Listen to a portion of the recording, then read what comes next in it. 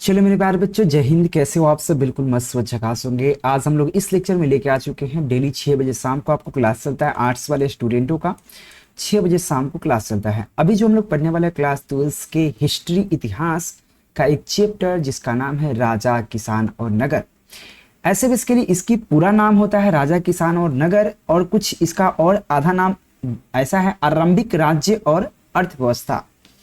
इसके अगर हम बात करें तो इस तरह से आरंभिक राज्य एवं अर्थव्यवस्था, लेकिन यहाँ पे जगह कम होने की वजह से यहाँ पे राजा, किसान और नगर ही लिखा गया है, याद रहे मेरे प्यारे बच्चों। तो डेट यहाँ पे मेंशन जो भी किया जाता है, ये बिहार बोर्ड के अंतर्गत जो भी क्वेश्चन पूछा गया है वो मेंशन रहता है। मेरे प्यारे बच्चों, 100% एग्जाम में आने की मैं गारंटी देता हूँ। जो भी क्वेश्चन पढ़ाएंगे उससे एकदम 100% आने वाला है। यहाँ पे मोस्ट इंपोर्टेंट ऑब्जेक्टिव क्वेश्चन लेके आया हूँ।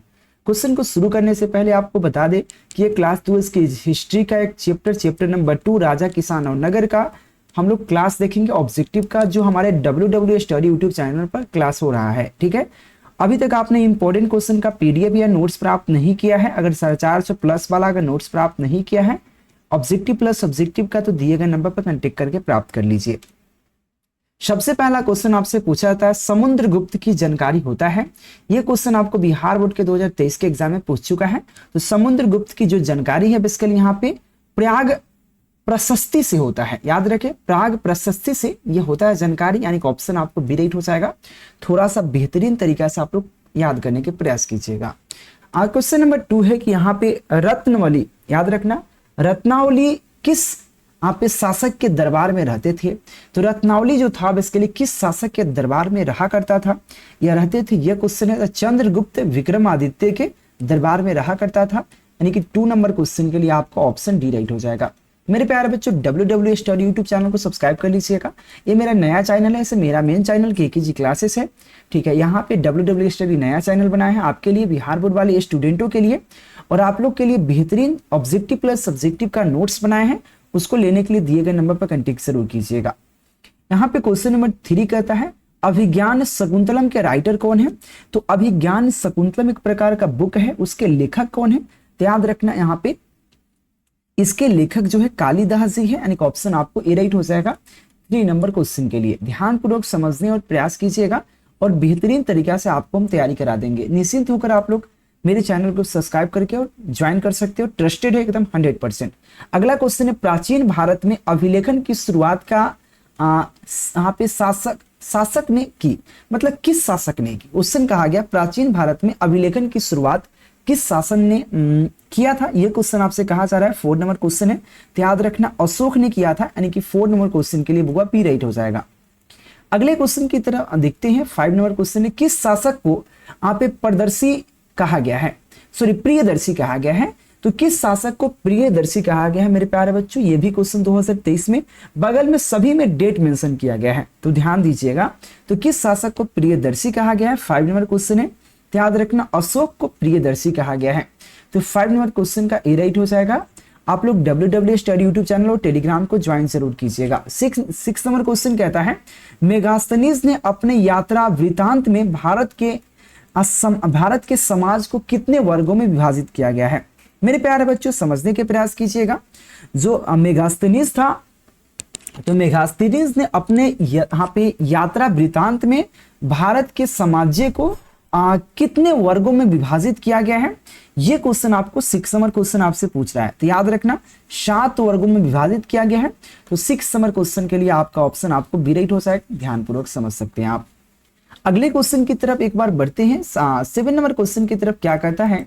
7 नंबर क्वेश्चन कहता है एलोरा में कैलाश मंदिर किस राजवंश का निर्माण कराया था। एक क्वेश्चन 2009 और 2012 के बिहार बोर्ड के अंतर्गत एग्जाम में पूछ चुका है। तो एलोरा के कैलाश मंदिर ये पूछ भी सकता है कि कैलाश मंदिर कहाँ पे है। तो एलोरा में, तो एलोरा के जो कैलाश मंदिर है किस राजवंश का बनाया था या निर्माण करवाया था। तो याद रखना मेरे प्यारे बच्चों राष्ट्रकूट ने बनवाया था एलोरा के कैलाश मंदिर। तो 7 नंबर क्वेश्चन के लिए आपको ऑप्शन डी राइट हो जाएगा। ध्यानपूर्वक समझिएगा और समझने के प्रयास कीजिएगा। अगले क्वेश्चन कहता है यहाँ पे तक्षशिला विश्वविद्यालय कहाँ स्थित है। जिस तरह से विक्रमशिला है उसी तरह से तक्षशिला है। विक्रमशिला, तक्षशिला, नालंदा विश्वविद्यालय इस तरह से है। तो याद रखना तक्षशिला विश्वविद्यालय कहाँ पे स्थित है। 8 नंबर क्वेश्चन है। तो तो पाकिस्तान में स्थित है। ऐसे उस समय भारत में ही था, लेकिन बाद में अभी पाकिस्तान में फिलहाल में तक्षशिला विश्वविद्यालय। तो 8 नंबर क्वेश्चन के लिए होगा ए राइट हो जाएगा, ध्यानपूर्वक समझ लीजिए, याद रखना। और आपसे पूछे कि विक्रमशिला कहाँ पे है, विक्रमशिला विश्वविद्यालय। उसके बाद आपसे पूछेगा नालंदा विश्वविद्यालय, तो सबसे इजी क्वेश्चन है। अगर अगला क्वेश्चन है धम्मा की शुरुआत किसने की थी। और ये क्वेश्चन देखो कितना इंपॉर्टेंट है, 2019, 2022, 2023 में पूछा गया कि धम्मा की शुरुआत किसने किया है। ये 9 नंबर क्वेश्चन आपके लिए काफी कारगर होने वाला है कि धम्मा की शुरुआत किसने की है। तो मेरे प्यारे बच्चों याद रखना अशोक ने किया है, यानी कि ऑप्शन आपको 9 नंबर क्वेश्चन के बगैर सी राइट हो जाएगा।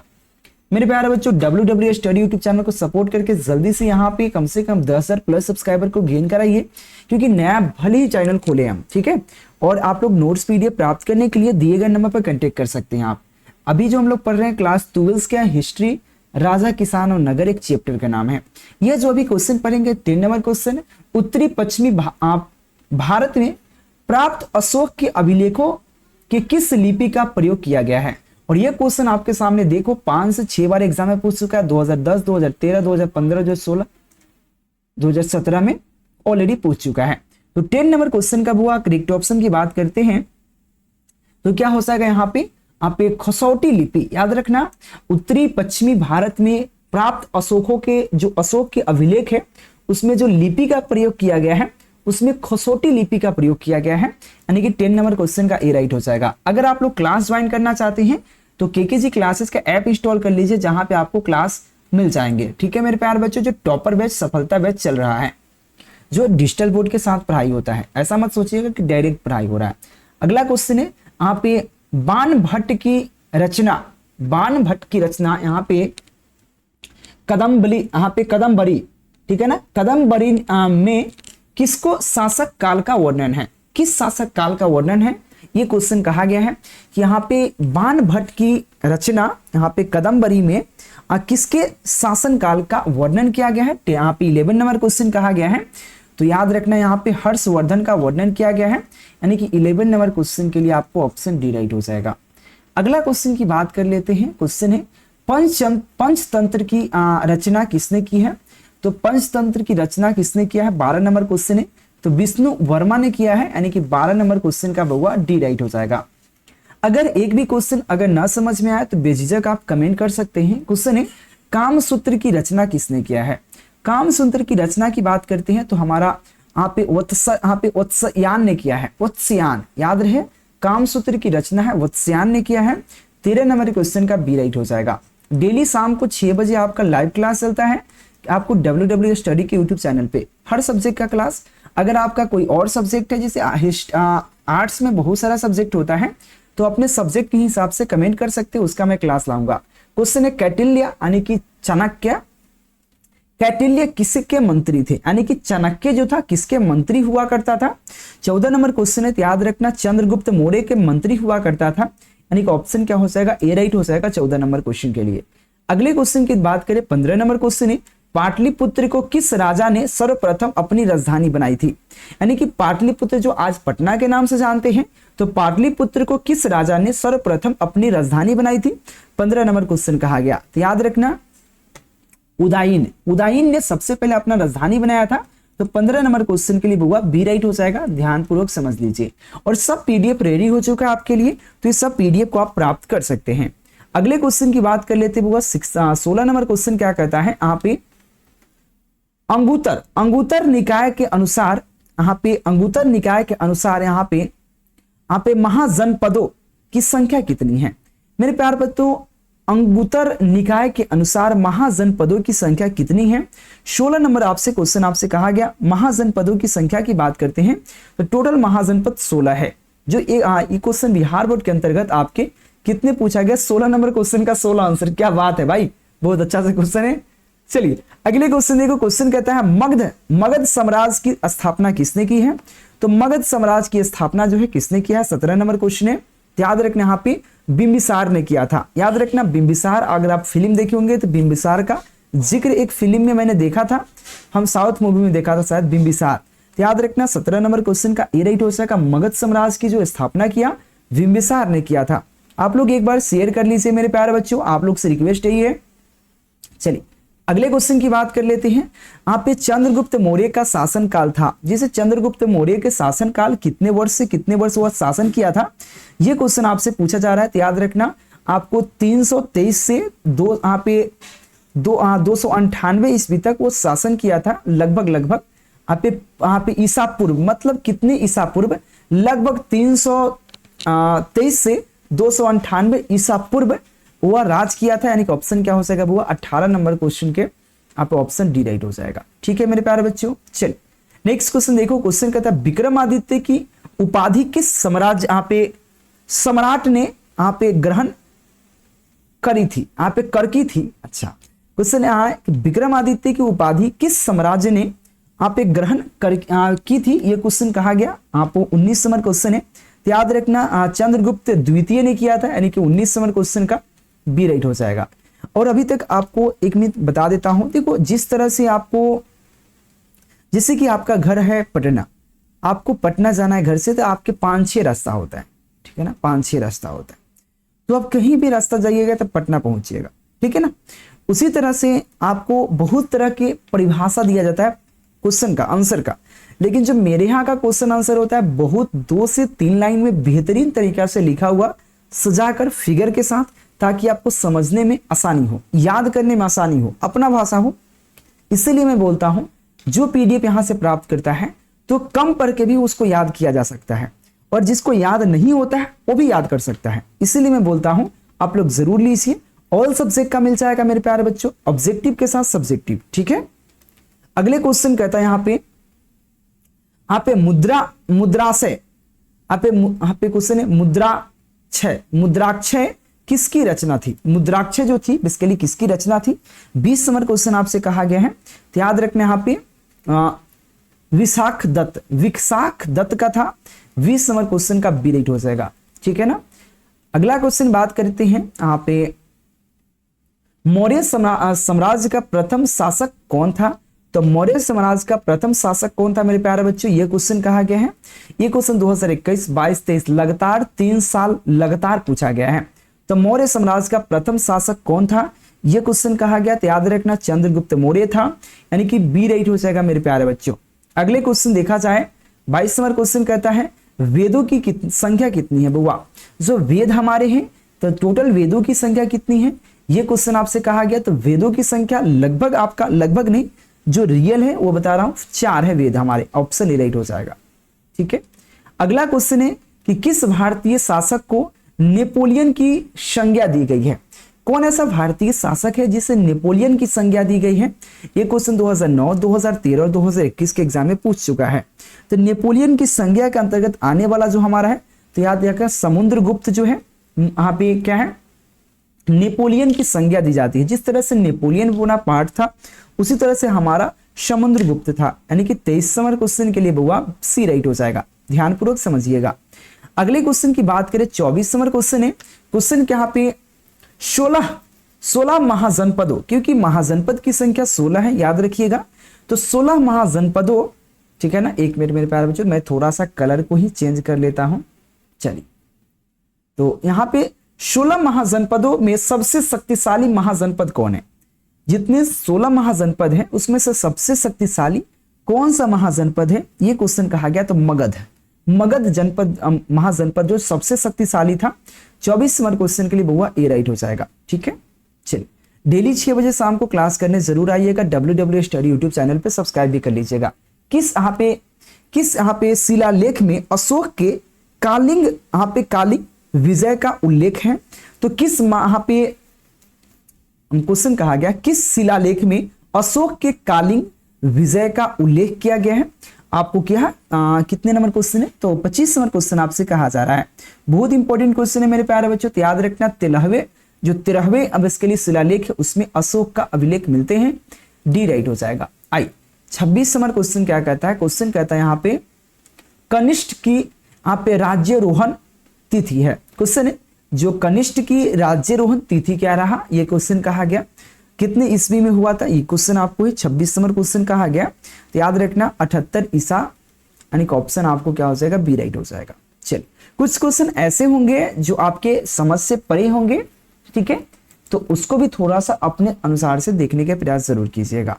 ऐसे आप केकेजी क्लासेस के आप वेबसाइट पे और केकेजी क्लासेस के टेलीग्राम और यूट्यूब पे भी जाकर आप अपना तैयारी को पूरा कर सकते हैं। ऐसे मेरा WW स्टडी नया चैनल है जिस पर आपको क्लास आर्ट्स वाले का स्पेशल खूब लेंगे, डेली चलेगा।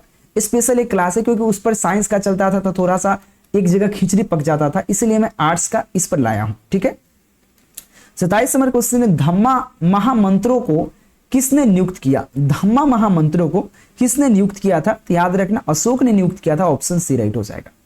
अगले क्वेश्चन देखा जाए, क्वेश्चन कहता है अशोक किस वंश का शासक था? ये क्वेश्चन 2010, 2020 देखो 2010 में पूछा, 10 साल बाद 2020 में पूछ दिया, फिर 21, 22, 23 लगातार 4 साल। बोलो अशोक किस वंश का शासक था? ये क्वेश्चन आपसे कहा गया, बहुत इंपॉर्टेंट क्वेश्चन है।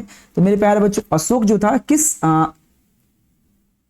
वंश का शासक था? ये क्वेश्चन कहा गया, तो याद रखना मौर्य वंश का शासक था, यानी कि बी राइट हो जाएगा, मौर्य वंश का था। अगले क्वेश्चन है भारतीय इतिहास का कौन सा काल स्वर्ण काल के नाम से जाना जाता है? तो भारतीय इतिहास का कौन ऐसा काल है जो स्वर्ण काल के रूप में जाना जाता है? तो याद रखना यहाँ पे मुगल काल जो है स्वर्ण काल के रूप में जाना जाता है। तो 29 मिया गुप्त काल होगा ना जी, यहाँ पे मिसिंग हो गया हमसे भी, चलो तो कोई दिक्कत नहीं, मिसिंग हो गया तो कोई बड़ी बात नहीं है, मिसिंग होना गुप्त काल हो जाएगा, स्वर्ण काल के रूप में जाना जाता था, बी राइट हो जाएगा। देखो वो इंसानों का फितरत होता है गलती करना। ठीक है, मैं एक गाना सुना हूं आज दिल खुश करने वाला, भगवान करस तोहरा लइका के तोहरे जैसन लइकी मिले। बहुत अच्छा सा गाना है, पता नहीं गा पाया हूं या नहीं गा पाया हूं, लेकिन बढ़िया गाना था।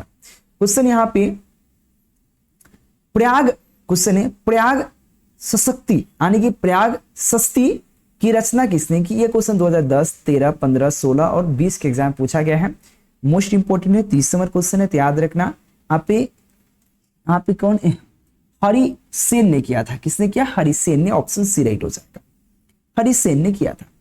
अगले क्वेश्चन 31 नंबर क्वेश्चन कहता है बुआ, 31 नंबर क्वेश्चन क्या है? मौर्यकालीन टकसाल का प्रधान कौन था? तो मौर्यकालीन टकसाल का जो प्रधान है कौन हुआ करता था? 31 नंबर क्वेश्चन आपसे कहा जा रहा है, तो याद रखना यहाँ पे लक्षणाध्यक्ष यानी कि ऑप्शन आपको डी राइट हो जाएगा। अगले क्वेश्चन की बात कर लेते हैं, वो अगला क्वेश्चन क्या कहता है? क्वेश्चन कहता है राजतरंगनीय लेखक कौन है? राजतरंगनीय के लेखक कौन है? ये क्वेश्चन 32 नंबर क्वेश्चन है। तो याद रखना यहाँ पे कलहन जो था राजतरंगनीय का लेखक था, यानी कि ऑप्शन आपको डी राइट हो जाएगा। अगले क्वेश्चन की बात करें मेरे प्यारे बच्चों, अगला क्वेश्चन क्या कहता है? 33 नंबर क्वेश्चन है, अर्थशास्त्र और इंडिका के किस राजवंश के विषय में जानकारी मिलती है? अर्थशास्त्र और इंडिका से, एक प्रकार अर्थशास्त्र और इंडिका दो बुक है, जिससे किस राजवंश का जानकारी प्राप्त होता है? ये क्वेश्चन आपको कहा गया है, मोस्ट इंपोर्टेंट है, 33 नंबर क्वेश्चन है। थोड़ा ध्यानपूर्वक इसको समझने के प्रयास कीजिएगा अपने तरफ से थोड़ा सा अच्छे तरीका से। ठीक है, तो याद रखना मौर्य वंश का जो बेसिकली जानकारी है वो अर्थशास्त्र और इंडिका से प्राप्त होता है, यानी कि ऑप्शन ए राइट हो जाएगा। अगले क्वेश्चन की बात कर लेते हैं, अर्थशास्त्र की रचना कब हुई थी? तो अर्थशास्त्र की रचना जो हुआ तब हुआ 4वीं शताब्दी ईसा पूर्व, यानी कि 4वीं शताब्दी ईसा पूर्व हुआ था, यानी कि 34 नंबर क्वेश्चन का सी राइट हो जाएगा। 35 नंबर क्वेश्चन कहता है यहाँ पे पतंजलि के महाभाष्य से हमें जानकारी मिलती है। तो पतंजलि के महाभाष्य से हमको क्या जानकारी प्राप्त होती है? 35 नंबर क्वेश्चन है। याद रखना यहाँ पे प्रक मौर्य काल की जानकारी मिलता है, यानी कि 35 नंबर क्वेश्चन का भी सी हो जाएगा। सभी का सब्जेक्टिव क्वेश्चन भी आपको WW स्टडी पर मिल जाएगा, देखो सबका प्लेलिस्ट बना हुआ है। ठीक है, और अगला क्वेश्चन 36 नंबर क्वेश्चन है, अर्थशास्त्रों को लेखक कौन थे? अर्थशास्त्र के लेखक कौन है? सबसे बढ़िया क्वेश्चन पूछ दिया, ये आपको कॉम्पिटिटिव एग्जाम में पूछता है। तो कौटिल्य था, यानी कि हमारा चाणक्य था, यानी कि ऑप्शन सी राइट हो जाएगा। ठीक है, अगले क्वेश्चन की बात करें 37 नंबर क्वेश्चन है यहाँ पे, बिंबिसार का संबंध किस वंश से है? बिंबिसार के लिए संबंध, इसका फिल्म भी देखा था मैंने, बिंबिसार का संबंध किस वंश से है? ये क्वेश्चन कहा गया था, याद रखना हर एक वंश से है, यानी कि ऑप्शन राइट हो जाएगा, हर एक वंश से। अगले क्वेश्चन कहता है यहाँ पे वजीज को सामाजिक ग्रंथों में कहा गया, वजीज को सामाजिक ग्रंथों में क्या कहा गया है? 38 नंबर क्वेश्चन आपसे पूछा जा रहा है। तो वजीज को सामाजिक ग्रंथों में यहाँ पे गण संघ कहा गया है, गण संघ कहा गया, यानी कि ऑप्शन ए हो जाएगा गण संघ। ठीक है, अगले क्वेश्चन कहता है जनपद शब्द शाब्दिक अर्थ है। जनपद का शाब्दिक अर्थ क्या होता है? जनपद का मतलब क्या होता है? यह क्वेश्चन आपसे कहा गया। तो जहां लोग अपना घर बनाते हैं उसे जनपद कहते हैं। सीधा भाषा में आप समझ सकते हैं, जनपद का मतलब होता है जहां लोग अपना घर बनाते हैं उसे हम लोग जनपद कहते हैं, यानी कि ऑप्शन बी राइट हो जाएगा, याद रहे। क्वेश्चन यहाँ पे पंच चिन्ह वाले सिक्के बने होते थे। जो पंच चिन्ह वाला सिक्का होता था वो किससे बना होता था? यह क्वेश्चन आपसे कर रहा है 40 नंबर क्वेश्चन, जो कि मोस्ट इंपोर्टेंट है, बेहतरीन है। याद रखना ओबेस्कली किससे बना होता था? तो ओबेस्कली यहाँ पे चांदी और तांबा दोनों से बना होता था, यानी कि ऑप्शन आपको डी राइट हो जाएगा, बी एंड सी दोनों के दोनों सही है। ठीक है, अगर आवाज में किसी प्रकार से दिक्कत या परेशानी हो तो बेझिझक आप इस चीज का जिक्र कर सकते हैं। 31 नंबर क्वेश्चन है अशोक द्वारा प्रचालित बौद्ध धर्म कहां प्रचालित नहीं हुआ? यानी कि अशोक के द्वारा जो प्रचालित किया गया था अपना जो बौद्ध धर्म, वह कहां पे प्रचलित नहीं हुआ? यह क्वेश्चन आपको 41 नंबर क्वेश्चन है। तो याद रखना ब्रिटेन में प्रचलित नहीं हुआ, यानी कि ऑप्शन बी राइट हो जाएगा। अगले क्वेश्चन में प्रसिद्ध ग्रंथ इंडिका का रचना किसने किया है? अर्थशास्त्र का कैटिल्य ने किया था। तो इंडिका का रचना किसने किया? यह क्वेश्चन आपको 42 नंबर क्वेश्चन है। याद रखना मेगास्थनीज ने किया था। मेगास्थनीज एक प्रकार का राजदूत था जो यहाँ पे घूमने आया था, ऑप्शन बी राइट हो जाएगा। ये क्वेश्चन देखो 4 बार आपके एग्जाम में पूछ चुका है बिहार बोर्ड के अंतर्गत। अगले क्वेश्चन है कि प्राचीन भारत में धम्म की शुरुआत किस शासक ने की गई थी? तो प्राचीन भारत में धम्म की शुरुआत जो अशोक ने किया था, ऑप्शन सी राइट हो जाएगा। अगले क्वेश्चन है महावीर ने पार्श्वनाथ के सिद्धांतों में नया सिद्धांत क्या जोड़ा? यानी कि महावीर ने पार्श्वनाथ की जो सिद्धांत था उसमें नया सिद्धांत क्या जोड़ा था? 44 नंबर क्वेश्चन कहा जा रहा है। तो जो उसमें जो नया सिद्धांत जोड़ा गया था ब्रह्मचार्य को जोड़ा था, यानी कि ऑप्शन बी राइट हो जाएगा। ब्रह्मचार्य क्या है? ठीक है ना। और ये क्वेश्चन आपके सामने देख सकते हो कितना बार पूछा गया है।